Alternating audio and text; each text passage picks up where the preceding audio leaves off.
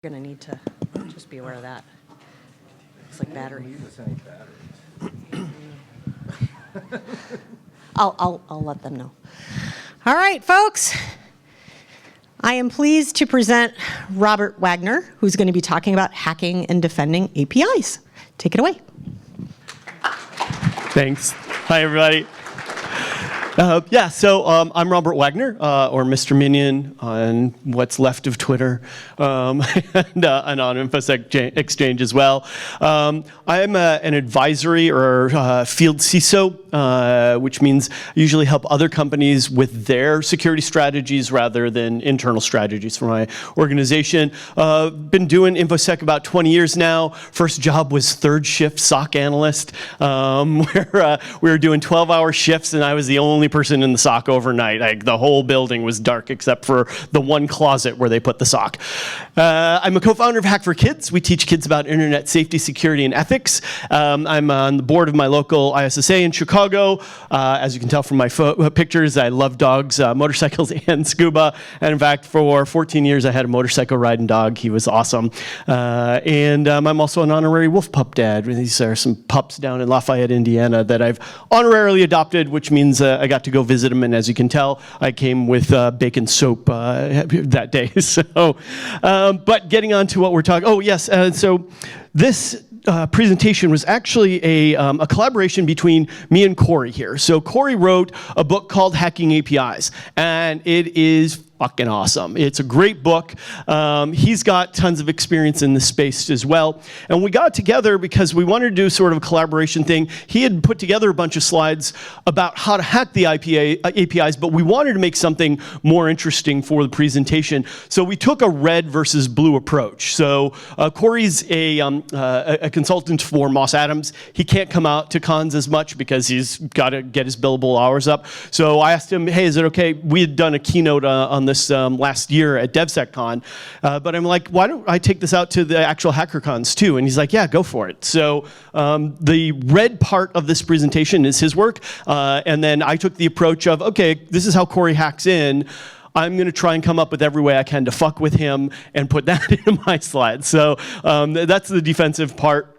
We're going to be basically walking through the OWASP top 10 here, and one of the amazing things I found as I started doing the research here is that everything we've learned in the last 20 years about web application, we apparently lost from some sort of InfoSec lobotomy, because everybody has forgot every principle we've learned in the AppSec world. The fucking API world is the Wild West out there. Every mistake, in fact, if you look at the Venn diagram between the OWASP API top 10 and the web app API top 10, there's a lot of overlap. I mean, it's almost a circle. There's that much overlap between what's going wrong in the API space and what has been going wrong for 20 years in the web app space. This is actually good news. How many people are just starting off their InfoSec career or trying to get an InfoSec career? Yeah, so you can be a god or goddess in this space. And it's so much easier. I mean, the ways you can hack in here, so much incredibly easier. You usually get to the data faster anyway. And the way you hack in is so stupid easy. It's just incredibly simple how Corey can leverage just the same stupid mistakes that we've been making in this space. So let's talk about that space and where we're going. So the very first API vulnerability in the API top 10 from OWASP is BOLA, Broken Object Level Authorization. And this is pretty simple. It's just allowing access to things that folks shouldn't have, that they shouldn't really be authorized for. So think of it as sort of the way you approach domain access, access to objects in your domain, but the endpoints of the API are what's at question here.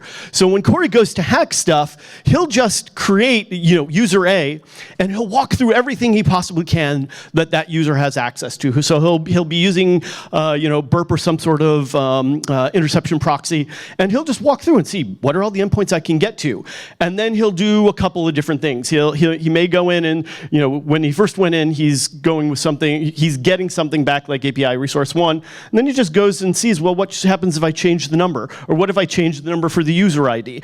All he's doing is just plugging in different variables for the potential endpoints there. The other way he might do it too is he might create user A, walk through everything he can possibly do, then create user B and give user B user A's token or something like that, and then see if he can access resources as well. So pretty simple. There's nothing super complicated about this form of attack.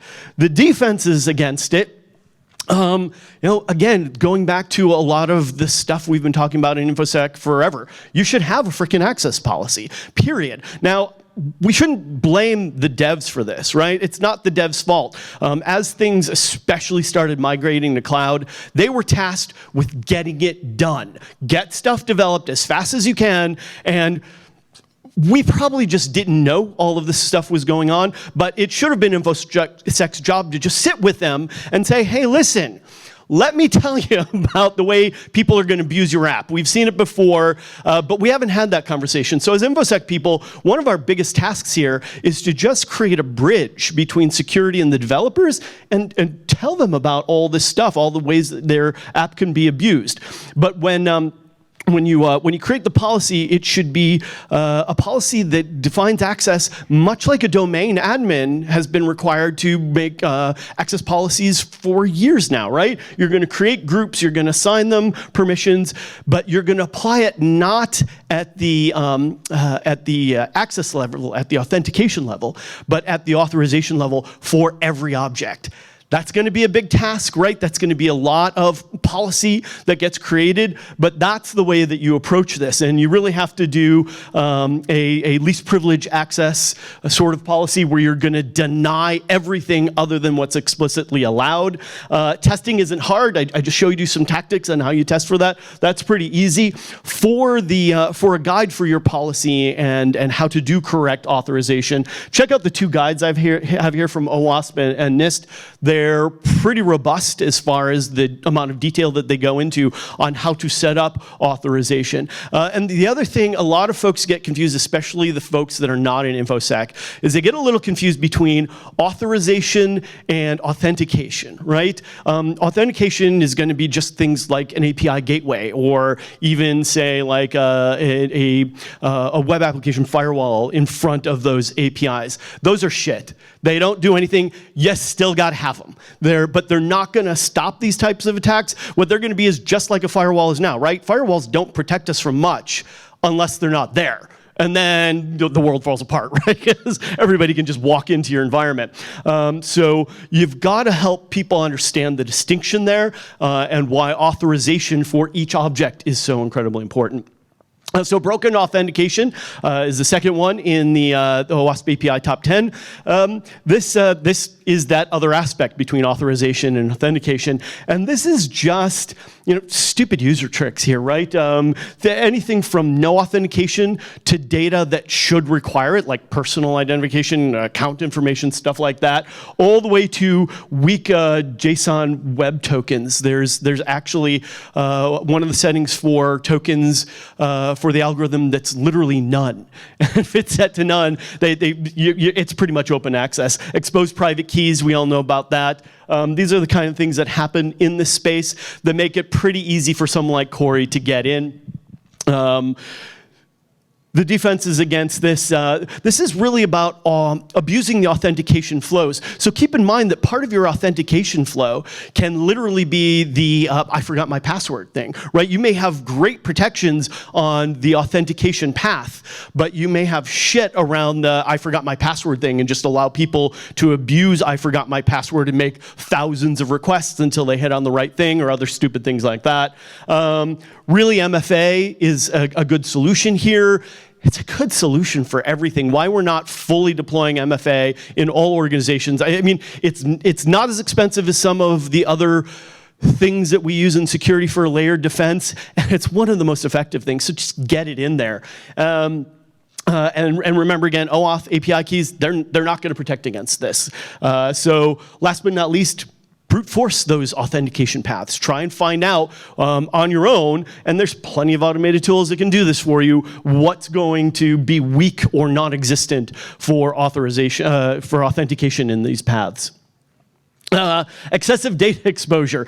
So this is, you know, again, I don't want to get hard on the devs because they are really tasked with a completely different objective. But this is them just being not lazy, but we're going to call it lazy for sake of argument right here. So this is them passing all the data they possibly could to you when you make a request. So you may end up making a request like we've got down here where you're just asking for the account name of Cloud Strife, and maybe it's going to pass along the parameter that this is a user, but then send everything else as well. You know, oh, hey, this is an admin and they don't require two-factor authentication or whatever else. A whole bunch of data here that really wasn't necessary as a response to this request. I've seen other stupid things like a security camera system where if you made a request for a camera stream, it'd send you all the streams and then just expect the client side to filter out to the correct one based on the request you made.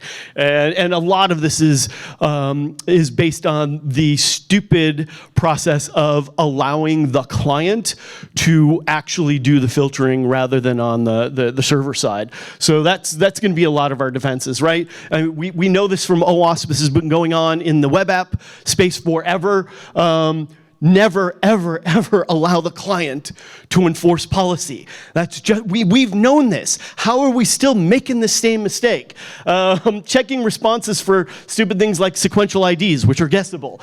More data than the user is authorized for. And so on and so on. And a lot of this stuff will come up in the logs. And logging in the cloud space is so freaking easy these days. So first off, log, and second of all, you can check for this kind of stuff. You can just do a couple of, again, just using burp or something like that, run a get request, see what kind of data you get back. If you're getting a shit ton of data from just a user ID request, you've got a problem there. Lack of resource limiting, right? This is a vulnerability that allows things like denial of service and other things like that to happen.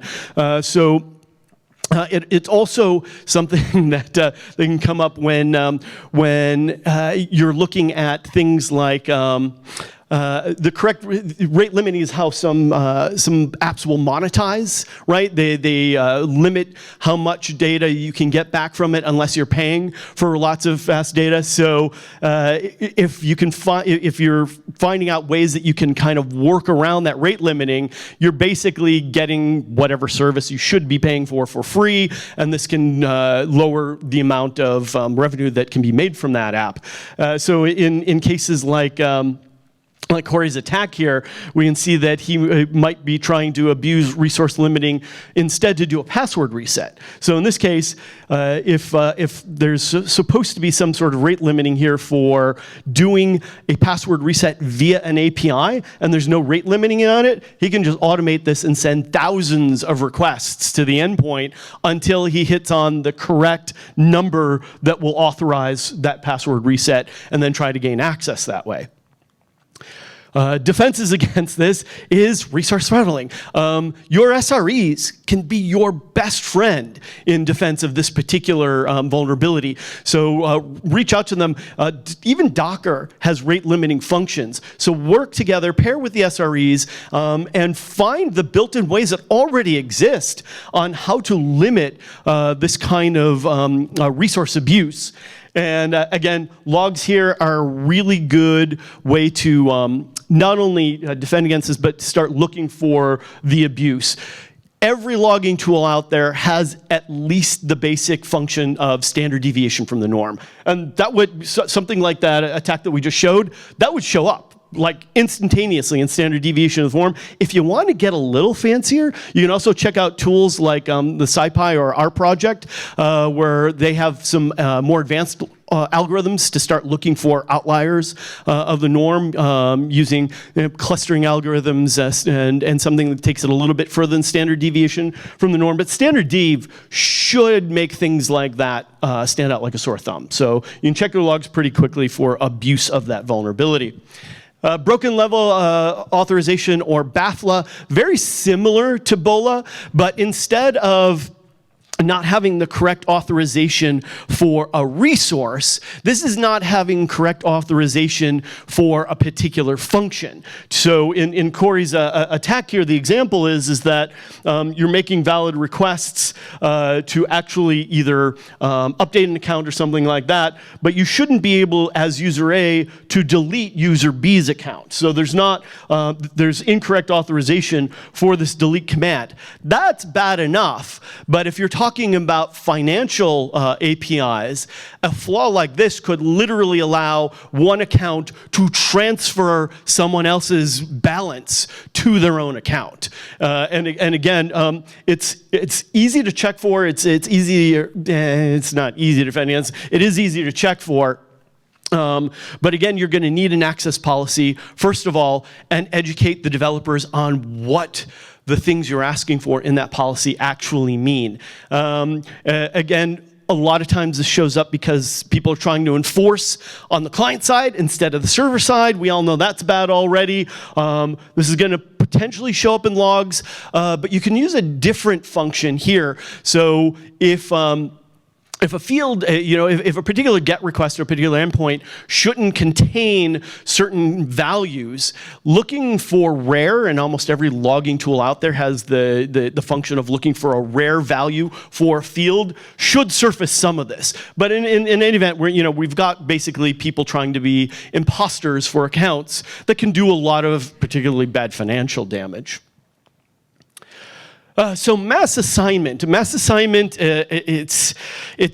happens a lot. Devs allow basically HTTPS to bind to the request and let you set variables within whatever data it is that you're accessing. So it gets used a lot in like registration, and the problem is that they've allowed the function to actually define things like whether or not this is an administrator through the actual request itself. And again, it's meant to ease flow, make the app easier when you're trying to set up certain accounts or something like that. But it's far too easy to abuse. So you wouldn't necessarily see all these fields when you make your initial request. But what an attacker like Corey will do is he'll start guessing. He'll start saying, hey, is there a field maybe called admin? Is there a field for password? Things that should just not be allowed in something like a registration API, but the devs put it there so that they could quickly create an administrative account or something like that. So defense against this, the attacker's looking for clues. They're taking stabs in the dark. The best defense against it is disabling mass assignment in the first place. If you're at a large organization and this already exists throughout a lot of your apps, that's going to be a nightmare to fix. You got to do it. You're going to have to put a process in place. But until then, you can start doing things like restricting access, creating allow lists and block lists based on the parameter itself, and that will help mitigate a lot of that mass assignment until you can get it out of the code. But if the devs have put it in there to begin with, and you have it, and if it's all over the place, because devs love to copy and paste, it's going to be a long process. So security misconfiguration. This is a catch-all from OWASP. This is basically all the undefined, stupid human tricks that we could possibly have in our space. And I was dumbfounded to see that directory traversal was still one of the major problems here, right? We shouldn't be seeing this kind of misconfiguration anymore. So this is essentially the Murphy's Law of InfoSec as far as APIs go. Basically, anything that could go wrong will go wrong, and who here has successfully defended against everything that could possibly possibly go wrong in the organization? Yeah, it's impossible. So what are we really talking about here? We're talking about building for resiliency. Shit's gonna happen, you're gonna forget to patch something, and someone's gonna get access that way. Being able to detect and mitigate is just like in regular InfoSec processes, is gonna be your best friends here. So again, there's tons of frameworks all around this. We just need to apply it again to the API space, which we haven't been for quite some time now. Yeah, really? Yeah,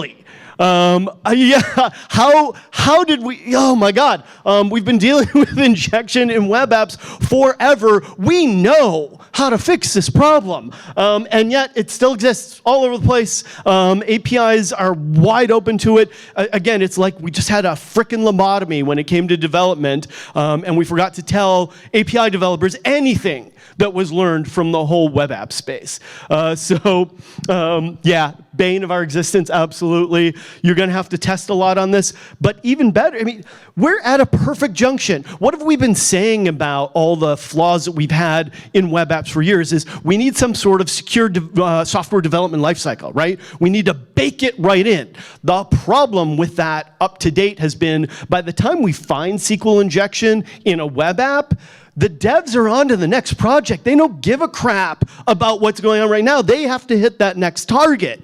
So, and this shouldn't be a problem in this space though, because we have the fucking CI/CD pipeline. We can automate every function and every check for the devs at build. You can check for SQL injection right at build. You can build the check right into Postman. And there it is, you can check it right off the bat. Even better, we've been talking about creating secure code and function libraries forever. Now's the perfect time to do it. Get someone in there. I mean, what do devs do for like more than 70% of the job? Copy and paste, right? That's the way you get product built fast. So if you're gonna copy and paste, give them something secure to copy and fucking paste. It's not that difficult. And then pen testers like Corey getting in there and just double checking the work is great. So improper asset management, again, this goes, how many times do we see really great asset management in just network security? Yeah, how many CMDBs have you seen that are just like, yeah, that's spot on, you're doing a good, yeah, it doesn't happen. So it's gonna happen in this space as well. Building for resiliency is gonna be key here. But in this space, again, it should be easier. We have things being built in the cloud and ways to log every single bit of it. But what's gonna happen here is, especially in the great egress from the corporate world during COVID, we have a lot of developer shop persons that know about the fact that this API has version 1, 2, 3, and so on. You may be only using v3, but if you can still make calls to v1 and 2, and those versions had vulnerabilities in them, attacker can still get through because the API is still going to function. It's still going to do what it's supposed to do. A lot of attackers are finding that going through GitHub, where the flaw in the previous version is well documented. We can't get devs to document shit, but they're, oh my God. So it's well documented what's wrong with version 1 of that API. And if you go scanning through GitHub, you can find it, and it's still available in their app. You can still get in using that vulnerability. So how do we protect against this? Yeah, document it's amazing how many times we've seen organizations that haven't documented the APIs. And there's no excuse for this. There's automated tools to document the APIs. It can take, again, make it part of the build process. Anything that you can automate for the devs to make it easy for them to be part of the security process, we've got to start moving in that direction. Robust cloud, change control and all that stuff, all the things that we've learned from the past 20 or more years could be applied here and automated if you can. Finding APIs that you didn't even know existed is a big problem too. A lot of InfoSec teams are really scared, not about maybe undocumented APIs and that there's not enough notes there on what it does, but literally they don't even know it exists. So check out Kite Runner. Katie Paxton Fear, Insider PhD, has a great tutorial on how to use Kite Runner, and we'll talk a little bit about Kite Runner in a couple slides as well. You shouldn't have to use it because it should be part of the build process to document all these APIs and make sure that the business and security knows about it. But at some point, you're probably going to want to run a check anyway. So yeah, and API number 10 is this a surprise at this point? No, I mean, I've been talking about logging being a level of defense throughout this entire presentation. Yeah, we know what happens when you don't log. So log your fucking shit. It's not that difficult. In most cloud tools, in most cloud space, there's plenty of facility for logs. You just got to put it somewhere. And honest to God, if you're not enforcing logging of the apps, let me come over to the organization and I'll force whoever's giving you this problem to walk over all the Legos that I've just used in this presentation here. It's a no-brainer, so get it in place. So a quick bit. How much time have I got here? Oh yeah, we're still doing good. Okay, awesome. A couple things to point out here that catches people off guard, particularly dev groups, but sometimes security teams as well. And that's the danger of false positives and in particular false negatives in this space. So a lot of folks will say, oh yeah, we ran our vuln scanner against the API. Maybe you even ran a web app vuln scanner or something like Nessus or Qualys with the web app checks turned on, and they didn't find anything. Well, that's exactly what happened to the U.S. Post Office. They were rolling out a feature that called informed visibility. It would allow you to check like what mail you have coming and stuff like that. And the API was a key feature of this particular app. And they published, the findings of the vulnerability assessment. You can get it through this link here. But the results were, hey, yeah, there's not this app. Totally cool, no vulns found, it's rock solid, go with it. About a month later, it was on Krebs for Security as, exposing, what was it, 60 million users, the identities of 60 million users. And if you check that report, by the way, there's not a single mention of APIs in the entire assessment. Nothing about, even though that was what was driving the whole new app. And this isn't the Inspector General who did the assessment. It's not their fault, right? It was literally them not being aware that a standard vuln scanner that we've all used for years is not up to this task because it doesn't understand the problems that can go on here with APIs. It doesn't understand some of the things that we saw where basically you're breaking the logic of the app itself by having it do stuff that it shouldn't do for you. In this particular case, with the app, you could do things like log in as yourself, you create an account, log in, and then do a search for addresses, and it would give you back the details of who's living at other addresses. If you put in the address of an apartment building, it would give you the information on every person in that apartment building and let you see what mail they have coming and all the have you seen those scans that you can get, of what mail you're gonna have delivered to your house? This API space does not fit the generic web scanner or vuln scanner space at all. In the report they stated that they were using Nessus and HP Web Inspect. Much better, things like Nikto, OWASP Zap, even Burp Suite Pro. So if we actually want to take a look, so you can check this stuff yourself, by the way. So there's a lot of intentionally vulnerable APIs that are kind of like Juice Shop is for web apps, or WebGo to a couple others that are out there. So taking a look at this is the results of Crappy, which is one of those vulnerable APIs, and a standard, this is a Nessus scan against Crappy, and you can see the results back here. Yeah, it's fine, totally good, let's go with it. If you take it one step further and you do it with Burp Suite, we've got some findings here, right? So potential clickjacking vulnerability here, better. But it's still missing some of the stuff. If you do something even more specifically geared towards API pen testing and vulnerability scanning, like OWASP ZAP, some of the results down here, we're seeing that there's some actually potentially critical vulnerabilities in this. So using the right tool for the job is the message here. But you talk to a lot of InfoSec teams, and they'll say somewhat of the same things that the USPS did, which is, oh, we scanned that stuff. We're good. We know we're good. We didn't get back any vulns at all. So defenses against those kind of problems, right? Get some real pen testing in. If you have internal resources, awesome. If you have to go external, you have to go external, but this is going to be the only way for you to know for sure, because those automated tools can take it so far, but fuzzing some of the requests and posts that you make still takes some human interaction. A human can kind of get results and go, oh, I can now automate that based on what I found, but they're going to have to find that first and then create custom automations.